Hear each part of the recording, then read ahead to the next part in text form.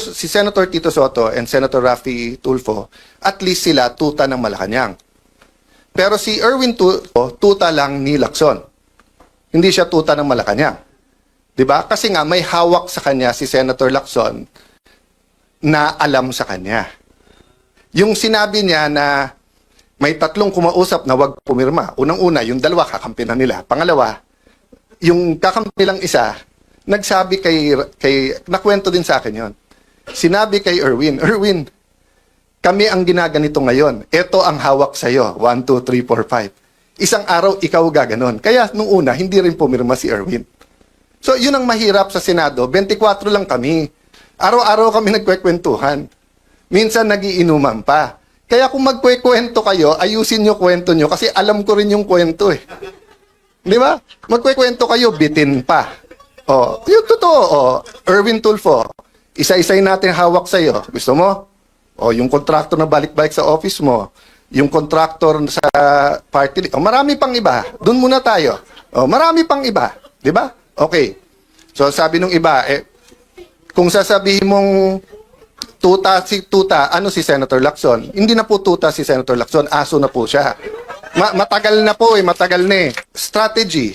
So, ano strategy nung kabila? Palabasin ng manggulo. Sila nagpapasok sa NBI. Sila nagsabi sa NBI, full battle gear kayo doon. Sila hindi naglagay ng membro. Sila ang hindi nagpausad sa bills natin. Authorized naman sila na mag-BICAM, etc. Diba? Sila yung nananakot sa kapwa natin membro na lumipat kayo, kung hindi makukulong kayo. Sila ang meeting ng meeting sa Malacanang, pero pinapalabas nila, tayo unproductive, tayo magulo. Yun ang strategy nila. Ba't tayo papasok sa strategy? In one sense, kailangan mo sagutin yung issue. So like yesterday, pinaalala sa akin nung ating comms, stick to the issue tayo, which is truth. Diba? Na hindi tapos ang laban. Pero ayoko rin naman isipin ng tao, winaldas ko 700 million. Ni 5, may discretionary fund na pwedeng kunin ng Senate President. Maraming previous Senate Presidents, tens or hundreds of millions kinuha. Ni 5, hindi ako kumuha doon. Tapos sasabihin nila, 700 million, ginastos ko. Tapos wala. O, unang-una, magaling sa division si Senator Lacson for 2 reasons. Dinivide lang yung 700 by 28 days kasi 25 million or multiply lang 28. Pero mahina talaga siya sa math. Bakit? Because 12 is not 13. Pangalawa, akala ko ba sabi nyo tanggal ako nung June 3? O ilan araw ang May 11 hanggang June 3? O, paano naging 28? Diba? So makikita mo talaga na mahuhuli sa bibig ang isda. Pero bakit nga nanggugulo na manggugulo si Senator Lacson? So on one hand, stick tayo to the issue. On the other hand, there are some issues, tactical issues, na kailangan mo sagutin kasi kung hindi, masisira main message mo. So kung ang main message natin is good governance, tapos akala ng tao may anomalya sa 700 million. So sabi niya, isipin mo, walang productivity. O bakit ngayon break eh? Everyday ngayon, 25 million. So kung ngayon sasabihin ko, ang grupo ni Lacson at ni Gatchalian, 25 million today, walang nagawa. Tomorrow, 50 million, walang nagawa. O sa Monday, kung 5 araw na, 125 million, walang, naka-break tayo eh. Meron pre-trial eh. Diba? So wag natin lokohin ang tao. So, but sometimes it's strategic na i-expose yung ginagawa nila. So, nakita ko to kasi tandaan nyo, political science yung background ko, yung pinag-aralan ko. And uma-absent ako sa school, sumama lang sa tatay ko because I was really interested in politics. I've been a counselor since I was 21 years old. I've been in government. So what's my point? Nung nakita ko na dumami ang mga congressman na bumabanat sa VP noong 24-25, sabi nung iba, ang dami ng galit. Sabi, hindi, naging speaker ako eh. Magaling ang strategy yung speaker. Bakit? Alam kasi nila na sa Pilipinas, we have a two-party system. Diba? Sabi nung iba, multi-party. Hindi, two-party system tayo. Diba? Party on Friday, party on Saturday, election sa Monday, Tuesday, lahat kakampi na sa administrasyon. May maiiwan lang na konting oposisyon. So in a sense, two-party, administrasyon, oposisyon. Diba? Medyo unique lang ngayon kasi yung mga Pinklawan, Dilawan, Marcos na rin. dahil ayaw kay VP Sara. So ang nangyayari ngayon, they claim to be the opposition, but the opposition oppose. They're actually co-administering. 'Di ba? So, what's my point there? Ang galing ng ginawa nila. Kasi pagka yung congressman hindi nagsalita ng mabigat versus VP Sara, alam nilang pagpalapit na or bumango, kakampi din nila o dalawa kakampi. So ang ginawa nila, binitawan, sinusuportahan, ginalit, or whatever. No, I'm not saying hindi conviction nung iba sa Quadcom, etc. I'm point, it was a systematic attack. So that nga, hindi na sila, so that point of no return na. Na kung ikaw man si VP Sara, paano mo pang kakausapin yung mga yon? Inupakan ka na ng ganon. Di ba? So, ganun din ang ginawa nila ngayon sa Senado. Pag upo ko, tumitingin din sila kasi katulad, alam niyo naman si 14, di ba? Si 14, ilan meetings nag-attend siya, nagkikwento, nagsama na ng sitwasyon. Etong si Senator Lacson, kung ano nang ginagawa. Tapos nung nagbilangan na, kumampi doon, siya din eventually kumausap sa ibang kasama na bumaliktad, si 14. So ang point ko, anong ginawa nila? Imbis na dumami tayo by them going to us, nung nag-meeting sila, take turns tayo lahat umupak. Kaya alam ko sa grupo nila ang pinakamatalino, si Lito Lapid. Kasi si Lito, parang kasama nyo na ako, pero wag nyo nang asahan, umupak pa ako. Di ba? I mean, si Lito's the most honest and practical. We're here together, this is politics. Pero wag na tayong gumawa ng imbento tungkol sa kasama natin. Pero sila, nag-take turn sila. Liberal, kayo naman. Rafi Tulfo, ikaw naman. But makikita mo yung diferensya nila eh. Sabi ni Rafi Tulfo, hindi daw sila Malacanang. In other words, hindi sila tuta. Okay. But dun mo makikita yung graduated din experience. Bakit?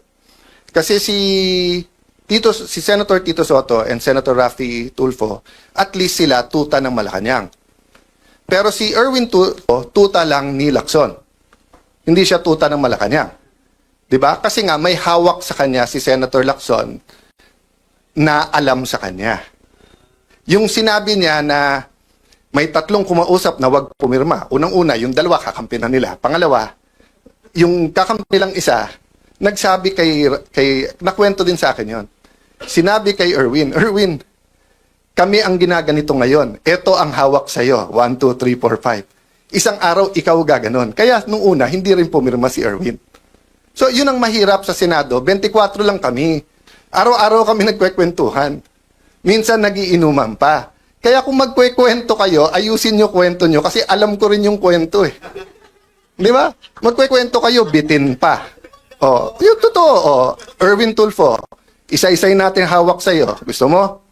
Yung contractor na balik-balik sa office mo. Yung contractor sa party. Marami pang iba. Doon muna tayo. Marami pang iba. Di ba? Okay. So sabi nung iba, kung sasabihin mong tuta, ano si Senator Lacson? Hindi na po tuta si Senator Lacson, aso na po siya. Matagal na po matagal na eh. Okay. But ano ang ibig ko sabihin sa aso? Anong klase? Iba-iba kasing klase ng aso. Yung kayo po, pagka may utos sa inyo, kayo ay nag-asikaso.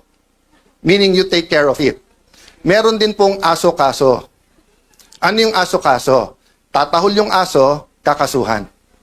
So kung makikita nyo po makikita nyo, ang usual procedure, kaya may affidavit o wala, ang witness itetest mo, wag mong pababasahin ng affidavit. Kasi baka hindi siya gumawa ng affidavit. Si Senator Lacson, binaliktad niya. Hindi, basahin mo na lang yung affidavit. Hindi, sandali, payagan mo muna ang DOJ, kunin yung witness, gagawin yung affidavit. Pagbalik, basahin mo yung affidavit. Hindi po yun ang sistema. Nasaan yung mga abogado na kahit kakampi nyo sa Pinklawan, yung mga dean ng law school, nakita nyo rin yan eh. Noon time na yun, hindi pa panahon magsalita. Kasi akala natin, tama yung pupuntahan. Hindi. It's selective justice and some of it's not justice. Yung iba doon, invento. That's why naiintindihan ko yung sakit nung isa. Nasabi niya, inosente ako pa kakasuhan, plunder pa. Diba? So I won't go there because I don't wanna talk about that now. And pasensya na po kayo. Minsan pa kasi sa putikan yung away, so mapuputikan ka talaga, babato ka rin sa putik. But that doesn't mean as Christians, mag-iimbento tayo. We will use money, we will use PR, we will use etc. Di ba? So pasensya na po kayo kung minsan kailangan pong sagutin. Tactical yon. But going back to the strategic, ano ba ang ating trabaho ngayon? To reveal the truth. The truth about the problem in healthcare. How do people get their healthcare? So, pero habang nire-reveal natin, may balik yan ha. So, yesterday, in-inform tayo ng mga kaibigan natin sa DOH na tinanggal na daw tayo sa system. So, hindi na daw tayo pwedeng mag-refer ng mga gagamutin sa iba't ibang ospital. That might be the price we have to pay. And we know, we don't have enough personal resources para ipagamot lahat. Pero, we have enough resources to hire buses. So kung by Monday o Tuesday, DOH, hindi kayo mag-ayos, ibubus ko lahat ng kamag-anak ng pasyente para mapirmahan nyo, para mapagamot yung mga pasyente. Kasi hindi naman ako aatras eh. Di ba? May sakit sila, ang dami-dami yung pera, abroad ka ng abroad, Mr. Secretary. Picture ka ng picture kasama ng mga nasa vape. Di ba? O, tapos, flu shots lang, hindi nyo mabid, hindi makasama. Tapos just because ang tingin mo wala na ako ngayon sa paningin ng Malacanang, tatanggalin mo yung privilege namin. Oh, Senator Lacson, sir, sabi mo, hindi pwedeng gamitin ang AIX, hindi pwedeng gamitin ang tupad, hindi pwedeng gamitin ang MAIP sa politika, at hindi dapat nag-iipitan. Oh, sir, nagsusumbong ako sa iyo. Kung hindi ako magsumbong sa iyo, magsusumbong ako sa Tulfo. Oh. Pero, hindi kay Erwin at hindi kay Rafi. Doon ako kay Ben magsusumbong kasi si Ben walang kontrata sa gobyerno eh. 'Di ba? Walang tinatago eh, walang ano, 'di ba? I'm not close to Mon Tulfo. I'm one of his punching bags even during the time of Duterte time. Pero si Mon wala rin kontrata sa gobyerno sa pag-alam ko. So I respect him. Even if he's not in favor of what I'm doing, kahit tinitira niya ako. I also respect Ben, nakikita-kita ko, di ba? Pero si Erwin at si Rafi, paano ko rerespetuhin ko? Paano ko rerespetuhin? Eh, di ba, alam ko kung sino kayo, anong ginagawa nyo, alam ko kung anong hawak sa inyo. Tapos, araw-arawin nyo ako sa media. Magdebate tayo, sabihin nyo yung topic, yung debate ng katotohanan, debate ng flood control, debate ng contractor, di ba? Huwag tayo magdebate ng kung ano-anong gusto nyong topic na nililihis nyo lang sa mga nangyayari. So again, mga kasama, tama yung narinig nyo, inuumpisahan na kami. Actually, to be fair ha, for a long time, Senator Amy and Senator Bongo, pinagtatanggalan din ng mga pondo. So, ang sabi nila, daan-daan bilyon ang para sa ayuda at hindi ito pwedeng gamitin sa pagpapabango, which is not true ha, also. Nung simula nung nagkaroon ng oil crisis, nung simula nung Israel, open na silang may picture, may pangalan sa pagdidistribute eh. Pero okay lang kasi at least nakukuha ng tao. So, don't get me wrong ha, as long as yung mga pasyente na asikaso, it doesn't have to pass through my office. Ang problema, pumunta sa opisina nila, sila nagsasabi, pumunta ka sa congressman, senador. Pagpunta naman nila sa congressman, senador, ay, dito sa congressman na to, kasi kakampi ng Malacanang. Dito kakampi, di ba? So, let me address myself to Senator Win because paulit-ulit siya nung siya ang chairman ng Committee on Finance. Sabi niya, walang politika sa pondo to. And I believe him. I believe him. When he was chairman of Finance, sabi niya, walang politika, pare-pareho to. At yung amounts natin bilang mga senador, walang lalamang, pare-pareho tayo. O, Senator Win, you're now the Senate President. May DOH Secretary ka, namumuliti ka. O, the ball is in your hands, di ba? Pero papayag ba tayo? Sa atin, ano ba ang isang weekend? Pero yung may sakit na hindi matuloy yung CT scan niya, hindi matuloy yung MRI niya, hindi matuloy yung dialysis niya, that can be fatal, di ba? So, sasabihin nyo, kami namumulitika, yun ang ginagawa nyo. So, sorry, mapupunta tayo sa politika because we have to fight the daily battles. But my point is strategy versus tactics, daily battles versus the war. The war is really for the kind of Philippines we want. 'Di ba? And yun ang last ko sasabihin, we have to articulate that.